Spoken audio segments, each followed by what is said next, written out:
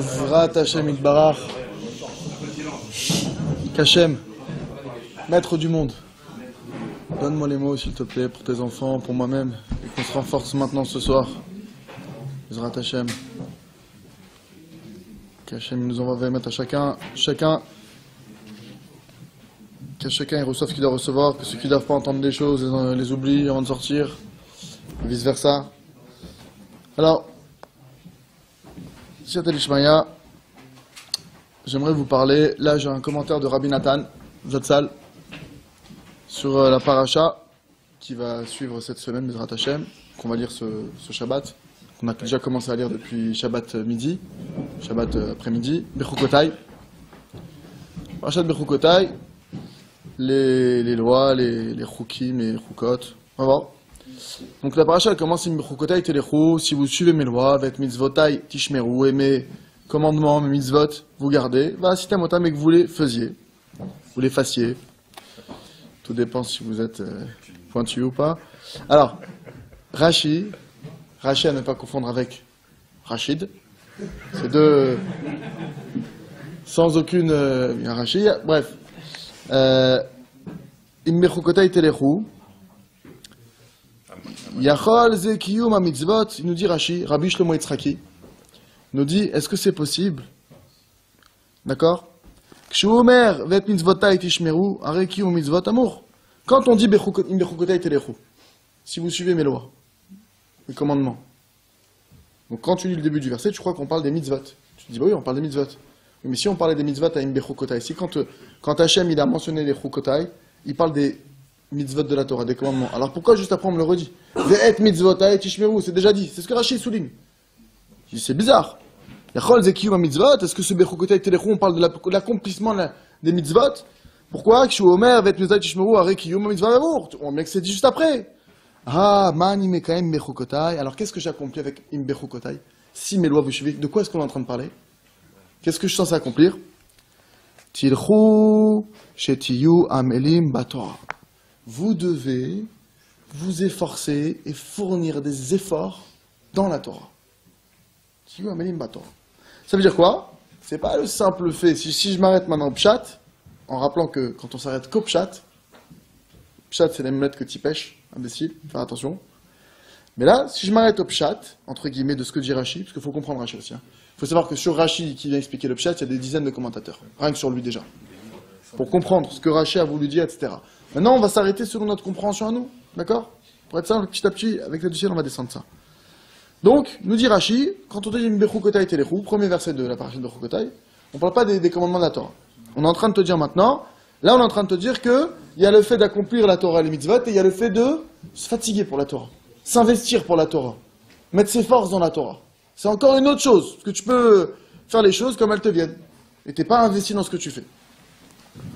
Sur ça vient Rabbi Nathan, et il vient nous éclairer sur ce que Rashi est en train de nous dire, et sur ce que ce Bechukotai veut nous dire. Et il reprend les mots de Rashi. Rabbi Nathan nous dit, Tzarich la'amol baTorah, effectivement, comme le dit Rashi. Il faut s'efforcer et se fatiguer dans la Torah. Mais maintenant, il faut comprendre qu'est-ce que ça veut dire se fatiguer dans la Torah. Parce qu'attention, il y a une notion dans la Torah de chassid shoté. C'est quoi un chassid shoté? C'est quelqu'un qui commence à faire des trucs en plus et que c'est débile. Par exemple, il fait 50 degrés, tu es en train d'étudier, moi j'ai déjà vu le cas plus ou moins, tu es en train d'étudier, tu commences à te sentir un peu pas bien, tu vois, il fait 50 degrés, tu es en sueur comme ça, tu commences à avoir trouble sur la Gemara, il y a un ventilateur juste devant, hein. Non, Amal la Torah, il faut se fatiguer dans la Torah, je vais pas l'allumer le ventilateur. Bon, c'est une vision, hein. C'est une vision des choses. Moi, je trouve ça bête, personnellement, et puis les Gdolim aussi le trouvent bête. Mais il y a des gens qui peuvent trouver une intelligence à ça. Là, je prends un exemple entre les gars, mais il y a plein d'exemples dans notre vie. On se met des trucs sur la tête. Je ne sais pas où est-ce que ça sort. C'est pas écrit ni dans le Shulchan Aruch, ni Saint Minag, rien. D'ailleurs, même quand, moi je sais qu'à la Yeshiva, quand on avait un doute, des fois on se dit, ah, mais peut-être que ça, il faudrait peut-être faire attention. Est-ce que c'est bien d'être marmire, d'être vraiment méticuleux sur ça, ou est-ce qu'on peut laisser couler? Bon, je me rappelle que le Rav Merci Truc, chez le nom de vie qui a pavé, lui, qu'est-ce qu'il faisait? Quand on avait des fois une chéla quand on était en train de faire brachot, tout le cédar de la Gemara brachot, avec les halachot, etc., il a envoyé la question, je crois, à Rav Yitzhak Yosef, qui est actuellement le Rishon LeZion, le grand rabbin d'Israël actuel. Il en revient à la question, est-ce qu'il y a lieu dans ce cas-là d'être méticuleux? Parce qu'il y a un côté qui permet, un côté qui dit faire gaffe. C'est pas, donc on peut se permettre, mais est-ce que c'est préférable de faire attention? Il a posé la question. Ça veut dire que je ne prends pas des décisions comme ça. Donc, ça veut dire quoi? Je reviens à la question de départ. C'est quoi se fatiguer pour la Torah? D'accord? Donc il y a des gens qui se fatiguent, il y a des gens qui pensent se fatiguer pour la Torah, ils sont à côté complet. Il y a des gens que tu as l'impression que ce qu'ils font, ils n'en ont rien à faire de la Torah. D'après la Torah, lui, il se fatigue vraiment pour la Torah. On va expliquer.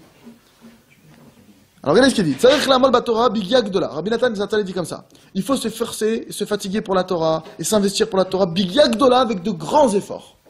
Ok? Comme on dit le maître de Morbeni, en la Torah mitkayemet, et là, bemi shememit atzmo alea. Nos maîtres, ils ont enseigné, la Torah ne peut s'accomplir, ne se maintient que pour ceux qui se tuent pour elle. Tu veux que la Torah, elle se maintienne en toi? Tu veux que la Torah, elle s'intègre en toi? Alors, il va falloir se tuer pour elle. Mais il faut comprendre ce que ça veut dire, celui qui se tue. Parce que d'un autre côté, première question qui saute à l'esprit, c'est écrit dans la Torah elle-même, Vachai Baem. Vous vivrez par les mitzvot. Ça veut dire quoi? Par exemple, vous savez que dans Shabbat, d'accord? On n'a pas le droit de transgresser Shabbat, c'est Chayav Mita. C'est condamnable à mort. Ok? Pourtant, on sait que si maintenant la personne, il y a un doute qu'elle est en danger, il y a un doute qui n'est pas avéré, mais on a un doute qu'il y a un danger pour lui, on transgresse Shabbat. Pourquoi? Mieux vaut qu'il transgresse un Shabbat et qu'il sauve sa vie et qu'il se mette pas en danger pour qu'il vive plein d'autres Shabbats plutôt que maintenant. Tu le fais, entre guillemets, il fait le mahmir dans ce Shabbat, mais il n'en fera pas d'autres. Donc, qu'est-ce que ça veut dire se tuer pour la Torah? Il faut comprendre. Il faut comprendre. Parce que le problème, c'est que quand on étudie la Torah et qu'on ne l'approfondit pas suffisamment et qu'on arrive avec des fausses conclusions, on peut arriver à des choses très graves. On peut arriver à faire des grandes bêtises. Comme par exemple, tu es persuadé que tu fais une mitzvah, mais tu as humilié quelqu'un en passage. Alors que ça, par contre, l'humiliation, c'est clair et net qu'on doit dire mieux vaut que tu meurs pour ça. D'après la halakha stricte, si on vient, on te dit voilà, tu humilies cette personne ou je te tue, la halakha stricte, laisse-toi mourir. Laisse-toi mourir. T'as pas... D'où ça, on voit ça de quoi? On voit ça de Tamar, que mieux vaut brûler dans un four que de faire honte à quelqu'un, parce qu'on voit que Tamar, quand il parlait avec Yehuda, où elle était pas coupable de ce qu'on l'a accusé, d'accord? Et elle était jugée à ce moment-là parce qu'elle était suspectée d'avoir fait un adultère, entre guillemets, parce qu'elle était réservée au fils de Yehuda. Et donc c'était condamnation à mort dans un cas comme ça. Et elle n'a pas dénoncé la personne, qui était Yehuda. Elle aurait pu dire tout simplement, Yehuda, c'était toi, arrête. Tu n'as pas vu que c'était moi, etc. Il y a plein de raisons. Mais voilà, je te dis, c'est moi. Elle n'a pas dit ça. Elle a envoyé les signes, elle a dit, voilà, s'il reconnaît, tant mieux. S'il reconnaît pas, tant mieux. Moi, je ne ferai pas honte. Ok. Ukmo shamu imbechukotai telechu almenat. Voilà ce qu'il dit. Et nos maîtres ont dit imbechukotai telechu. Quand vous irez d'après mes lois, almenat shetiyu amelim batorah. À condition que, donc, vous soyez amelim batorah, que vous mettiez des efforts, que vous soyez investis, vous vous investissiez. Amelim dayeka. Et il le dit Rabbi Nathan. C'est quoi maintenant aller avec la Torah? C'est quoi accomplir la Torah, les mitzvot? C'est précisément en s'efforçant, en s'investissant dans la Torah. C'est ça. Aller avec la Torah. Tu fais une mitzvah, entre guillemets, complètement désinvesti. Alors après, attention, je mesure ce que je dis tout de suite parce que je ne sais pas qui m'entend ou pas. Dans ce que je dis maintenant, il y a des niveaux. Alors je vais préciser. Si quelqu'un maintenant, ok, il commence à faire tchouba, il commence par exemple, ou même quelqu'un qui est déjà dans la Torah, mais il commence un nouveau comportement. Évidemment qu'il n'est en aucun cas une sagesse que de commencer à tout faire d'un coup. Ce que je veux dire, c'est que par exemple, un type, il n'a jamais étudié de sa vie. D'accord? Il commence à étudier. Il commence à peine, il fait 5 minutes par jour. Il se dit, bah, ça marche pas, ça sert à rien. Si j'écoute ce qu'il dit, je ne suis pas en train de me tuer pour la Torah 5 minutes. Mais d'un autre côté, il ne peut pas faire plus, c'est son niveau. Je ne suis pas en train de dire maintenant, ce que je veux dire, c'est relatif à chacun. D'accord? 5 minutes qu'il fait, à son niveau, si c'est vraiment son niveau, ça s'appelle être investi. Il y en a qui sont investis en 1 minute par jour dans la Torah. Et il y en a qui l'étudient 10 heures par jour et qui ne sont pas dedans. Donc ça ne dépend pas de la... On n'est pas dans le quantitatif là. Là, je parle de la qualité. Je parle de le point qui est propre à chacun. Et ça, c'est quelque chose qui appartient à chacun d'entre nous. Et nous-mêmes, il y a des jours où on est capable de faire 4 heures et des jours où on est capable de faire 1 minute. Donc ça ne va pas dépendre maintenant de je me suis tué à 4 heures et à 1 minute, je me suis dit non, ça se trouve à 1 minute, j'ai mis plus d'efforts qu'à 4 heures. Parce que ce jour-là où j'ai fait 1 minute, je ne l'avais pas la minute. Je l'ai vraiment volé, je me suis battu pendant 7 minutes. Des fois, c'est 30 secondes. Des fois, c'est même 10 secondes. Des fois, c'est qu'une pensée. Donc, c'est pas, ce que je dis là n'est pas relatif en termes de quantité. Donc, que chacun se l'approprie à son niveau. Donc, si quelqu'un maintenant, il commence à peine à étudier, ou il commence à faire Shabbat, ou il commence à peine à rentrer, ça ne veut pas dire que parce qu'il n'a pas, entre guillemets, par rapport à certains, ce que je vous dis, donc, ne cherchez pas de comparaison. C'est par rapport à vous-même. Et des fois, par rapport à soi, il y en a un, par exemple, il va fumer une cigarette de moins Shabbat. Mais je ne me suis pas tué, une cigarette de moins. Non, à son niveau, c'est investi. C'est le début. Il faisait rien. Maintenant, il a investi d'une cigarette. C'est un début, etc. Mais c'est. Voilà. Alors maintenant, regardez ce qu'il dit. On va définir ce que c'est que s'investir. Veikar et amal vayegia, shetzrechin besek Torah. Et il dit l'essentiel. Le point dont on est en train de te parler maintenant dans cette paracha, en début de verset que Rachid nous expliquait, de l'effort, de l'investissement et des efforts que shetzrechin, qui sont nécessaires, besek Torah, quand tu t'affaires à la Torah. Ce qui fait que tu vas être considéré comme quelqu'un qui a accompli la Torah mitzvot, que tu vas avec la Torah. C'est quoi? Tu dois tous les efforts que tu mets quand tu étudies, ou bishvil levarer esek Torah sheyeh alimud lishma. C'est pour que tu arrives véritablement à étudier pour le nom d'Hachem, pour la gloire d'Hachem. Je précise, moi dans un langage plus simple, c'est que ton objectif principal, c'est de connaître Hachem, de trouver Hachem, de te rapprocher d'Hachem. C'est ça ton but. J'en ai rien à faire qu'on dise que je suis un chacham, ou que je sois tzaddik, ou que je sois... Rien à faire de comprendre beaucoup, ou peu, ou pas, ou plus ou moins. Je veux trouver Hachem. Et il n'y a pas d'autre mode d'emploi. Aujourd'hui, officiellement, connu, c'est la Torah. Alors après, maintenant, même quelqu'un qui n'étudie pas Hachem, il peut se dévoiler à lui. Mais moi, maintenant, quand j'étudie la Torah, ce que je veux, c'est le nom d'Hachem. Je veux trouver Hachem. Be'emet, véritablement, et mon but à moi, c'est quoi? Je cherche à donner du plaisir à Hachem. Ça veut dire quoi? Hachem, il a des plaisirs.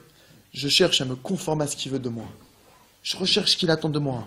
Et c'est ce qui est écrit sur le roi David. Le roi David, à la vache Shalom, il dit comme ça. Dans les Télim, il dit, il y a un verset qui dit comme ça dans les Télim, qui dit, Bimgilat Sefer Katuv Alay. Il y a, Rabbi Nachman explique sur ce verset, il faudrait le reprendre exact, je ne l'ai pas en tête par cœur. Il faudrait le reprendre. Rabbi Nachman explique, c'est quoi ça? Quand il dit Bimgilat Sefer Katuv Alay, qu'il y a dans un livre, c'était écrit sur moi, c'est quoi étudier la Torah? C'est que j'étudie pour me chercher moi. Je suis en train d'étudier, là on parle de moi là. C'est pas tu là, mais j'ai étudié, j'ai pensé à toi. Non, non, si tu as pensé à l'autre, c'est que tu es déjà à côté. On est là pour se changer nous-mêmes. On est là pour se travailler nous-mêmes. Et si je change, vous changez. Mais si je cherche à vous changer, ni vous changez, ni je change. Donc moi, ce que je cherche à faire, j'étudie pour moi. Et quand j'étudie, je cherche les messages qu'Hachem m'a envoyés. Je cherche Hachem. Parce que c'est pas possible. C'est pas possible qu'Hachem ne me laisse pas une piste. C'est pas possible que j'ai pas les moyens de retrouver le chemin. C'est pas possible qu'il n'y ait pas une clé, une solution, quelque chose. C'est impossible. Quel que soit le problème que je peux avoir devant moi, quelle que soit la chose. Comment Hachem, il va me laisser comme ça? Je peux imaginer qu'il me laisse en galère. Oui, mais là, je vois bien que tu es encore en galère. Imaginez quelqu'un, il a une galère qui dure. J'ai pas assez cherché. J'ai pas assez investi de temps. Yagat amatzat ata'amin. Yagat amatzat ata'amin. Nos maîtres, ils enseignent. Tu t'es efforcé. Yagat, t'as mis des efforts et tu cherches. Tu dis, ok, c'est peut-être là. En quoi c'est quoi le rapport avec moi? Peut-être on parle de ça. Peut-être c'est ça le message. Peut-être je dois faire ça. Peut-être je dois améliorer ça. Matzata ta'amin. Matzata t'as trouvé. Tu t'es efforcé, t'as trouvé. C'est parce que tu t'efforces que tu trouves. Celui qui s'efforce, celui qui s'investit dans la Torah, ça veut dire quoi s'investir? Celui qui cherche Hachem. Celui qui cherche son chemin. Celui qui cherche sa nekudata emet. Matzata, c'est obligé qu'il trouve. Au point que nos maîtres te disent, Yagata lo matzata. Si maintenant tu t'es efforcé, velo matzata, t'as pas trouvé le chemin, tu cherches Hachem, tu cherches, mais je t'ai allé au cours. Je comprends pas, j'ai fait un télim, je comprends pas, je fais la mida, je comprends pas, je fais Shabbat, je comprends. Lo matzata, et toi tu dis, mais lo matzata, j'ai pas trouvé. Al ta'amin. Tu dois pas y croire. On est en train de te donner une illusion que t'as pas trouvé, mais t'as déjà trouvé. Maintenant, il expliquait le Rav Ifra sur, vous pouvez retrouver ses cours sur breslev.fr. Et j'ai assisté à un de ses cours où il expliquait cette notion. Je le dis en son nom parce que j'entends son nom, mais il parlait d'un commentaire de Rabbi Nathan sur ce Yagat Amatzat Tata'amin. Il pose la question comme ça et c'est incroyable. Je dis, je comprends pas. Regardez bien, on va analyser la phrase telle qu'elle a été dite. Nos maîtres, ils te disent, Yagat, tu t'es efforcé, Matzat, alors t'as trouvé, et puisque t'as trouvé, Ta'amin. Tu peux croire, tu peux avoir la foi, la Emouna. Ta'amin, c'est la jeune Emouna. Rabbi Nathan, il dit, mais si j'ai trouvé, pourquoi tu me parles d'Emouna? J'ai trouvé ou j'ai pas trouvé? À quel moment tu as la Emouna? C'est quand tu n'as pas de résultat, tu es encore dans l'obscurité. Quand on fait la prière d'Arvit, vous remarquerez que dans la deuxième partie du schéma, après Emet, on dit Emet ve Emouna. Pourquoi? Parce que la nuit, il fait sombre. Donc là, maintenant, on doit laisser place à la Emouna. Dès que dans ma vie, je ne sais pas où je dois aller, dès que dans ma vie, maintenant, ça s'obscurcit, je dois laisser place à la Emouna. Rabbi Nathan dit, mais je ne comprends pas. Il y a Gata Matzat, on a dit qu'il s'est efforcé, il a cherché, la personne, elle a cherché, elle a trouvé. Pourquoi maintenant on parle de Tarmin? Il dit, parce que ça peut arriver. Ça peut arriver que tu cherches, et que vraiment tu as fait des efforts, et que tu n'as toujours pas la solution. Et là, il te dit, toi, maintenant, ce qui t'importe, c'est pas le résultat. J'aimerais vous donner une clé, si Hachem me permet de vous la sortir. C'est pas parce que vous comprenez pas que ça marche pas. Je vais essayer d'exprimer dans un langage très très très basique. Vraiment pour que tout le monde puisse l'entendre, même qu'un enfant qui m'écoute, il me comprenne. Quand j'appuie sur un interrupteur, d'accord? C'est pas parce que je comprends pas comment l'électricité fonctionne que ça marche pas, qu'il n'y a pas de lumière. Ça dépend pas de ma compréhension. Et des fois même, ça peut arriver. Imagine quelqu'un qui connaît pas l'électricité, il dit ouais, je voudrais allumer cette lumière. Ah, je dis, ah, tu vas allumer la lumière qui est devant toi. Alors marche 15 mètres derrière toi, recule, et là-bas, non, il dit, t'as pas compris, je vais allumer cette lumière-là, pourquoi tu veux que j'aille en arrière? Arrête de me faire reculer. Je dis non, mais justement, tu connais pas, il y a un système. C'est pas grave que tu comprends pas, recule.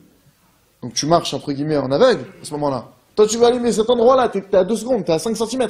Je te demande de faire 15 mètres en arrière, je te dis c'est pas logique. Oui, mais le problème c'est que l'interrupteur est là-bas. Et que ça marche par interrupteur. Si tu veux, tu peux essayer de lui faire des trucs, ça marche pas. D'accord? Il y a un système. Nos maîtres, nos chachamim, ils nous donnent les systèmes. Si on n'a pas, il faut la Torah, ça c'est une chose. Mais la Torah, si on te l'a mal expliquée, elle ne sert à rien. Pire que ça, c'est destructeur. Comme un Shabbat, c'est écrit clairement que la Torah, ça peut être un remède ou un poison. Pourquoi on te dit ça? Pour te mettre en alerte. C'est-à-dire, les gens, ils pensent que j'étudie, l'essentiel, c'est d'étudier. Allô, t'es pas en train de faire une bonne action, on n'est pas à l'église, là. C'est pas genre, t'es venu, c'est déjà l'essentiel. C'est sûr que maintenant, chaque effort que tu peux faire, c'est sûr qu'il a une valeur. Quoi qu'il en soit, tu cherches à te rapprocher de Dieu. Maintenant, je ne cherche pas à mépriser qui que ce soit. Attention, ne prenez pas dans mes paroles. Chaque créature d'Hachem, chaque créature de Dieu, elle est respectable. On doit faire attention à ne pas les mépriser, ça c'est un Pirkei Avot. C'est écrit dans les Pirkei Avot, Al teivaz lechol adam. On doit mépriser aucun homme, aucun être humain, même les terroristes, même des gens qui sont détestables d'apparence, on ne doit pas les mépriser. On n'a pas le droit de se réjouir de la chute de nos ennemis, et plus que ça. Nos maîtres nous enseignent que si on se réjouit de la chute d'un ennemi, eh ben Hachem va prendre ce qui lui est arrivé et le met sur ta tête à toi. Tu te réjouis parce que tu es en train de dire en gros, tu es en train d'utiliser Hachem comme bâton. Ah, je suis bien content qu'il va se faire déchirer par Hachem, par Dieu. Une fois le Yifra, Altisma, juif. Une fois le Yifra, Altisma. C'est la De tes ennemis, tu ne te réjouiras pas. Raphaël Sraïm, il dit que tes ennemis juifs. Ça, Arafat, tu peux te réjouir. En tout cas, moi je vous dis juste une chose. N'oubliez pas une chose. Chaque créature d'Hachem, moi je veux rester simple. Je vais vous parler avec des mots simples. Moi je m'adresse aux gens du peuple. Moi je suis quelqu'un du peuple. Je suis pas. Chaque créature, qu'est-ce qu'il a créé? C'est Dieu. Et Dieu, ce qu'il fait, il ne se trompe pas.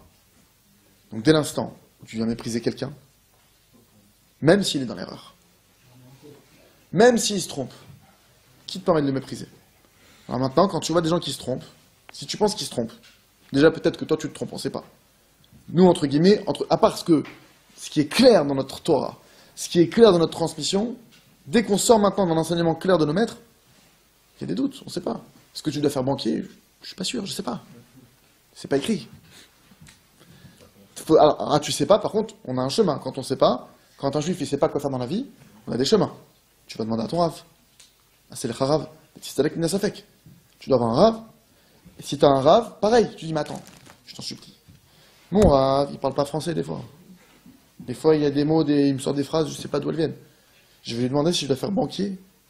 J'ai fait bac plus 4, il va savoir mieux que moi, alors que... Tu vois ce que tu dis ou pas? Tu peux te dire ça.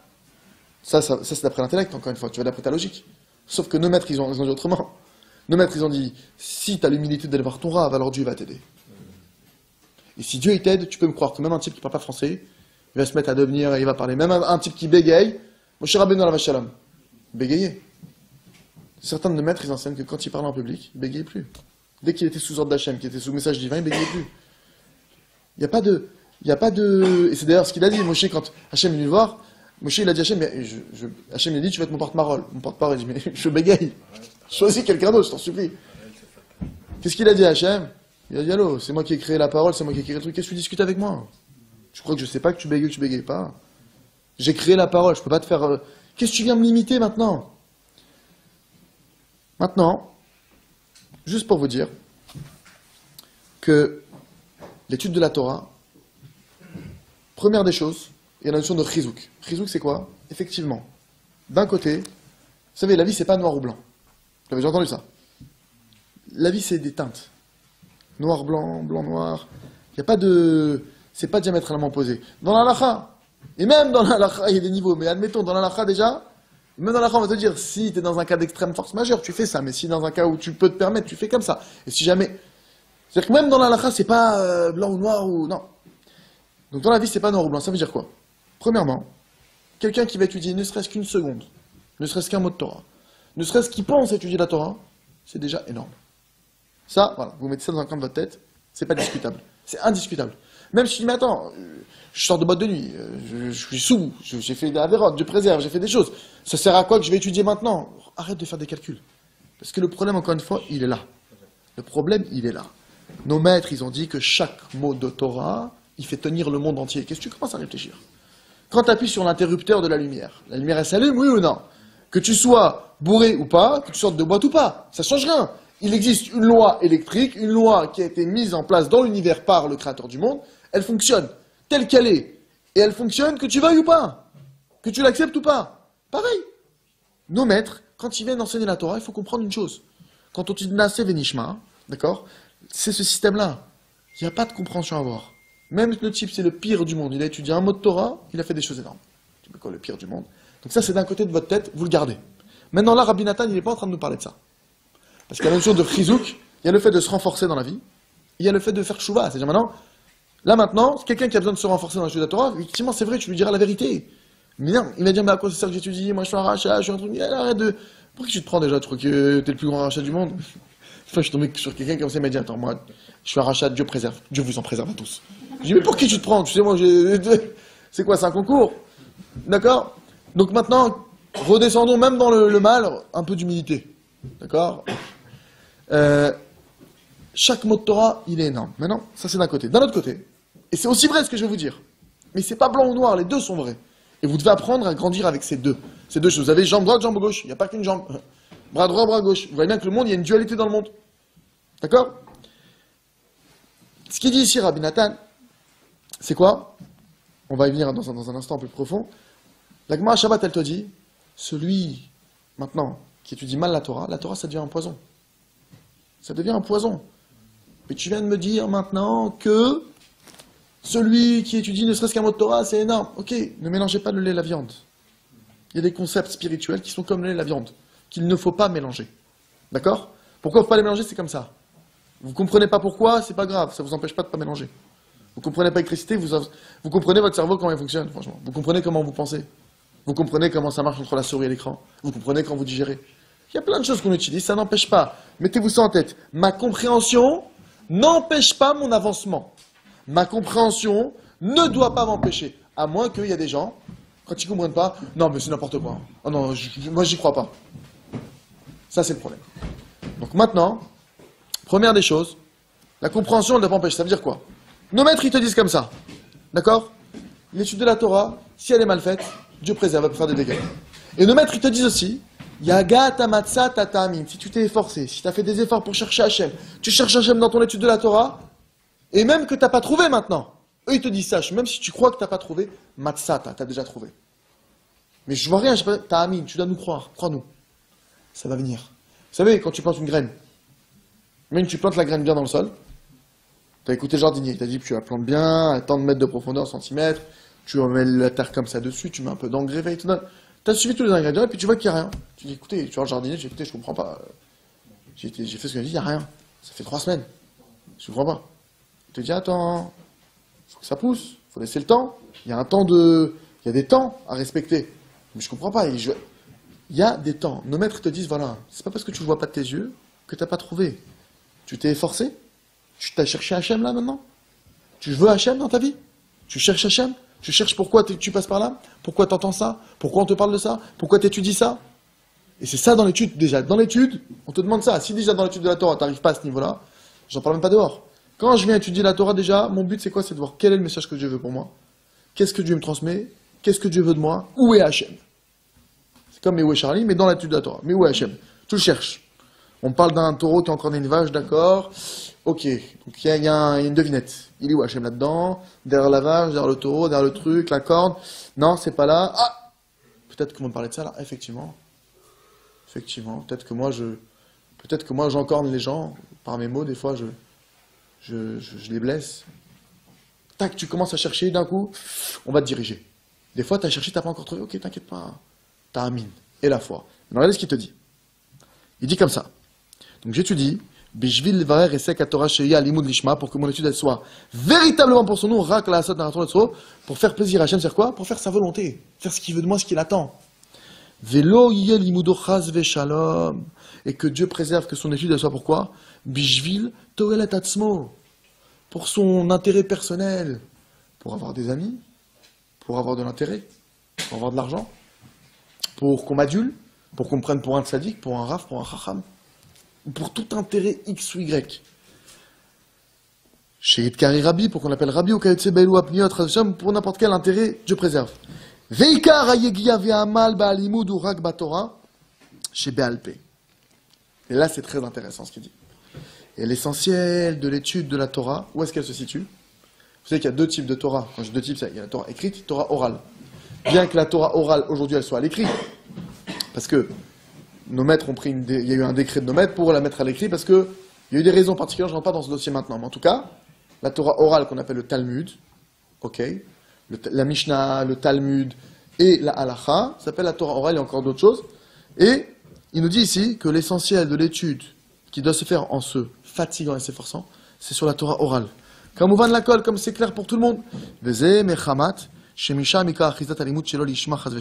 Et pourquoi? Il nous dit parce que l'essentiel de l'épreuve, de l'étude de la Torah, avec intérêt, où le Yetzirara, il est très fort, où tu as une tentation puissante de tirer profit de ton étude pour toi, Dieu ne présente pas pour le Hachem, il dit c'est dans la Torah orale.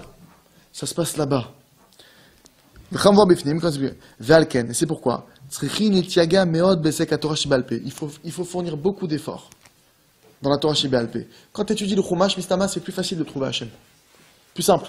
Tu étudies le Chumash, Moshe il a dit au peuple, Hachem il a dit à Moshe, c'est plus apparent, c'est plus évident les messages. Dans la Torah orale, ça peut être moins évident. Les Kushot, j'ai fait Rashi, j'ai fait Tosfot, je suis rentré dans une explication, et je crois que j'ai compris, et je crois que je suis quelqu'un qui comprend, et je me prends pour un chacham, et j'explique aux gens, et je leur dis quoi faire, comment faire. Et c'est pourquoi et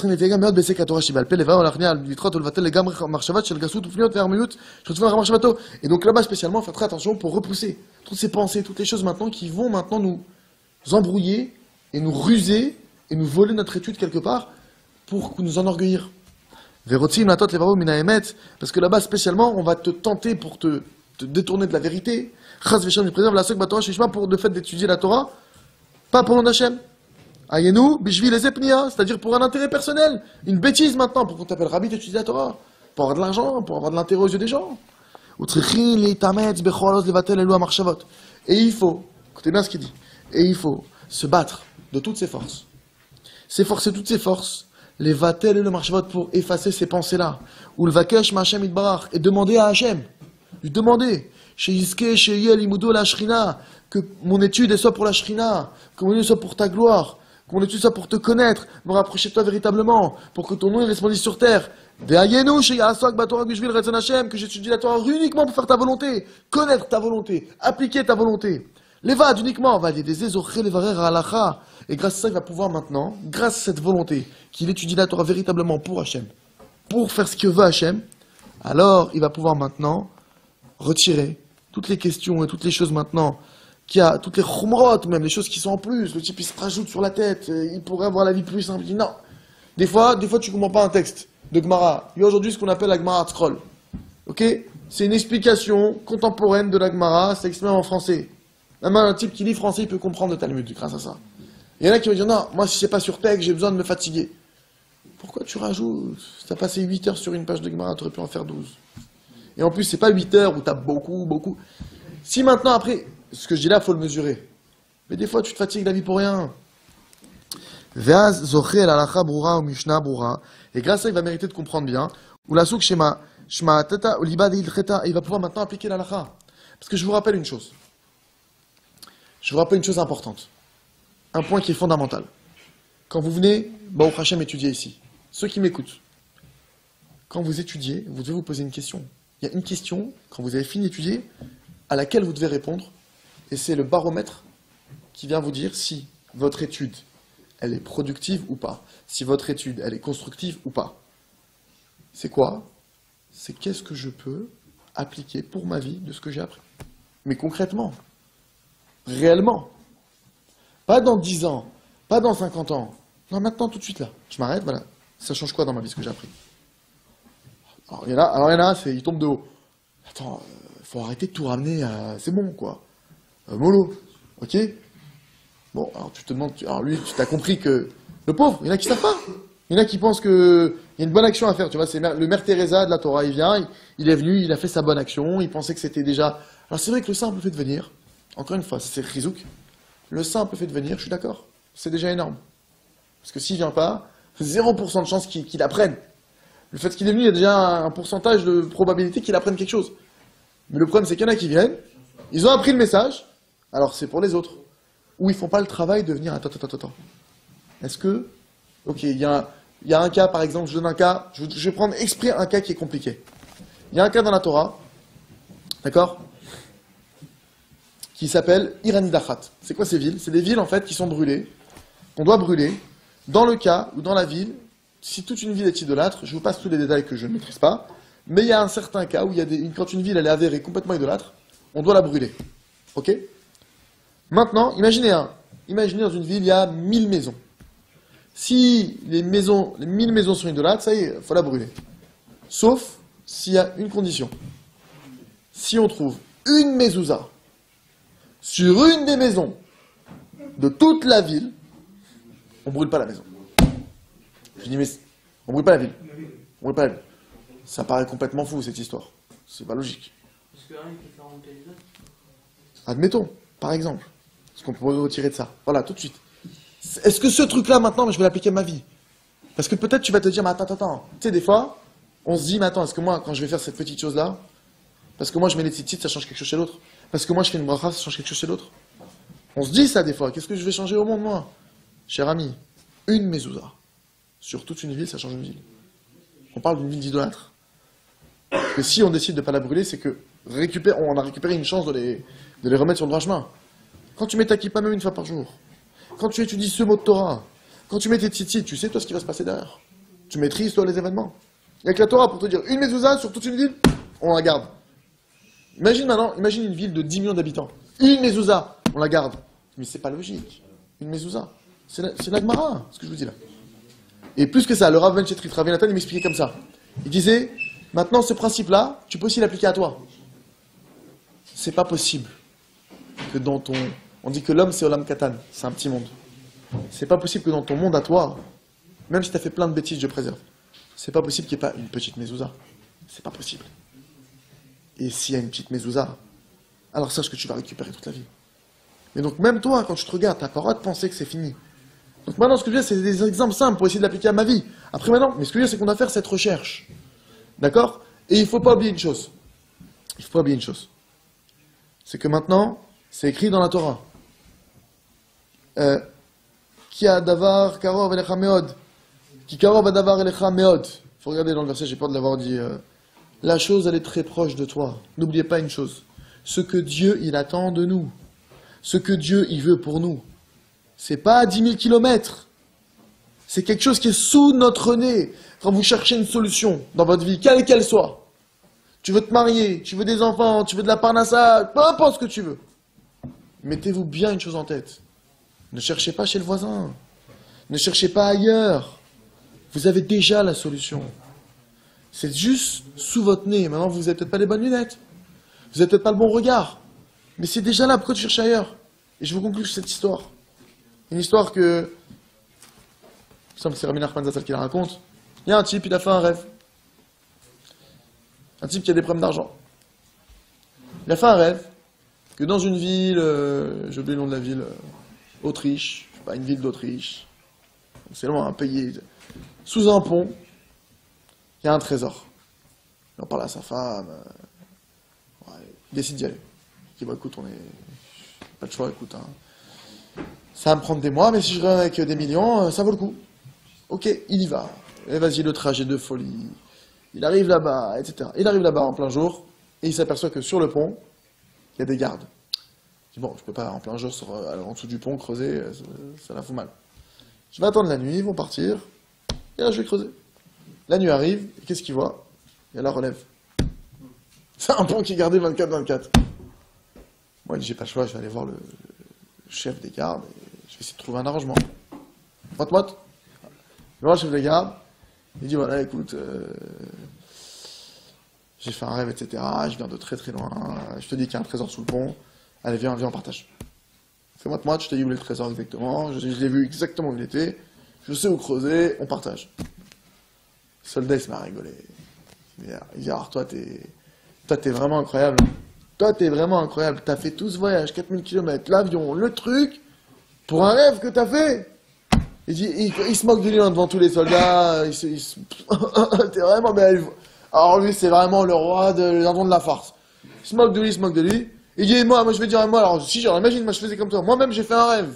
Un mec qui s'appelait Moshe. Je lui dis au pif, mais admettons qu'il s'appelait Moshe. Il dit, ben moi, maintenant, il sait pas le gars à qui il parle. Et il dit, ouais, pareil, j'ai fait un rêve il y a 2 jours que chez un Moshe qui habite à Jérusalem, dans sa cour, il y avait un trésor. Tu m'imagines, moi, maintenant, faire 4000 km, aller chez ce Moshe? Maintenant, il entend ça, il s'appelle Moshe, il habite à Jérusalem, il a une cour. Il entend ça. Et non, c'était dangereux, il s'est fait attraper par les gardes, ils peuvent le mettre en prison. Il dit, bon, ok, j'ai fait un... Il veut repartir. Il le laisse repartir, il rentre chez lui. Il creuse dans sa cour, je sais plus si c'est dans sa cheminée, bref, en tout cas, c'est chez lui. Il creuse là-bas, et qu'est-ce qu'il a trouvé? Un trésor. Le problème, c'est qu'on a tous tendance à penser que le bonheur, il se trouve ailleurs. Que l'herbe, elle est plus verte ailleurs. Et que les solutions se trouvent ailleurs. C'est faux. Dieu, mes amis, est-ce que vous considérez que Dieu, il est aussi intelligent que nous? Yavdi. Oui? On peut dire que Dieu est aussi intelligent que nous? Donc vous êtes d'accord qu'il est au moins aussi intelligent que nous? Au moins, minimum. D'accord. Donc quand toi, maintenant, tu vas demander quelque chose à ton fils, au minimum, c'est que tu as vérifié qu'il peut le faire. Tu ne demandes pas à un enfant de 2 ans de faire le 100 mètres. T'es pas...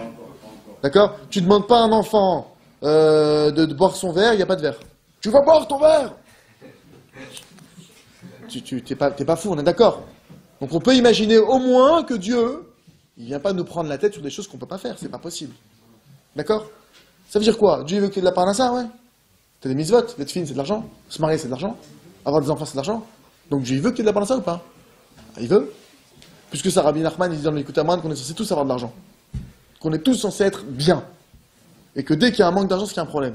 Dieu veut qu'on se marie ou pas? C'est une mitzvah, c'est écrit plus que ça. Que si maintenant, il y a des cas dans la Torah de gens qui n'ont pas voulu avoir d'enfants, donc, ou pas se marier, ils ont failli mourir. Il y a même eu des cas de mort. On voit que Er et Onan, ils sont morts de ça. Parce qu'Er, notamment, il ne voulait pas avoir d'enfants. Onan, c'est encore pire, ça a raison. Le fils de Yehuda. Donc Dieu, il veut qu'on ait des enfants? Ouais, pourquoi il n'y a pas d'enfants, lui? Dieu veut qu'on se marie? Pourquoi il ne se marie pas? Dieu, il veut qu'on ait de la parnassa, pourquoi il galère? Mes amis, la réponse, elle est en vous. Pourquoi vous cherchez ailleurs? Pourquoi vous cherchez loin? Pourquoi vous cherchez au cinéma, ou, je sais pas, pourquoi vous cherchez, chacun là où il peut chercher? Parce que chacun, je dis, c'est l'homme d'être humain. Chez l'autre, c'est mieux. Chez l'autre, ça doit être mieux.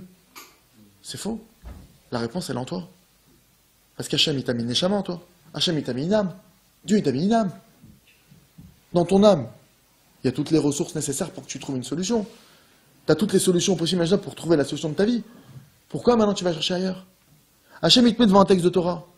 Pourquoi tu ne cherches pas la solution dans le texte de Torah? Parce que tu te dis que peut-être c'est ailleurs. Alors il y a des gens qui viennent étudier la Torah, mais ils vont solutionner leurs problèmes chez le banquier. Il y a des gens qui viennent étudier la Torah, mais quand ils iront voir l'avocat va leur expliquer comment sortir de cette affaire où ils sont dans le pétrin. Il y a des gens qui vont étudier la Torah, et heureusement qu'ils sont actuellement en train de faire leur bac, qui vont bien réviser, parce que c'est grâce à ça qu'ils vont réussir leur vie, tu comprends? que tu joues le jeu du monde, de ce monde-ci, c'est une chose. Mais tu cherches tes solutions. Les solutions, elles sont en toi, et les solutions, elles viennent à toi. Aujourd'hui, si vous avez étudié ça ici, maintenant, c'est pas pour rien. C'est vous et pas d'autres personnes. Et les gens qui vont regarder cette vidéo par la suite, vous verrez, à moins que la vidéo, elle va et qu'elle atteigne 7 milliards, peut-être qu'elle concerne l'humanité, je sais pas. Mais vous verrez qu'a priori, il y aura, s'il y a des scores, si c'est affiché ou pas, tu verras, je sais pas, le nombre de fois qu'il y aura écrit, tu verras que donc, c'est précis. C'est ces personnes-là qui l'ont vu et pas d'autres. Parce que c'est millimétré.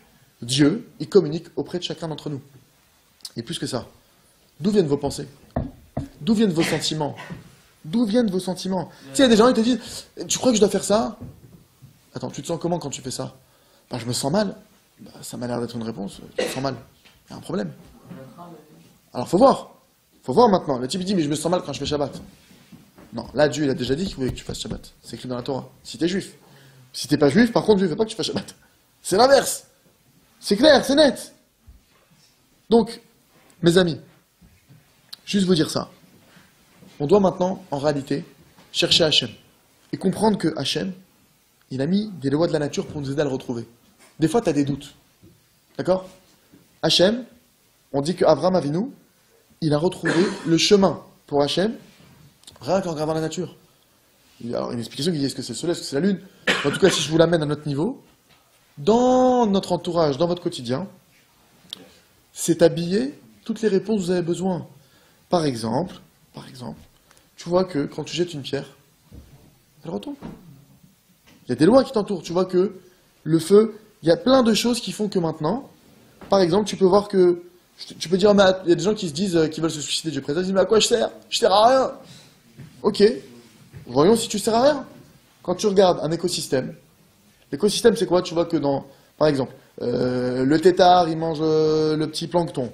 Le tétard devient une grenouille. Cette grenouille, elle est mangée par un crocodile. Le crocodile, il fait ça. Tu remontes, c'est toute la chaîne alimentaire. Il y a toute une chaîne alimentaire. Maintenant, on te montre que si tu retires le plancton, donc le tétard, il ne mange plus. Donc c'est plus une grenouille. Donc le crocodile, il mange. Tu as fait sauter toute la chaîne alimentaire. Il y a tout un écosystème qui peut s'éteindre.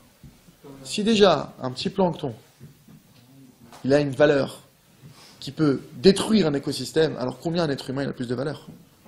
Tu reconnais que tu es un peu plus qu'un petit plancton. Je veux bien que tu sois humble, mais quand même, un petit plancton. Donc, si quelqu'un maintenant, le type il veut se suicider, au lieu de se suicider, 2 secondes, réfléchis. Regarde ton entourage. Dieu, il nous a mis des solutions. Et dans la Torah, pourquoi je vous dis ça?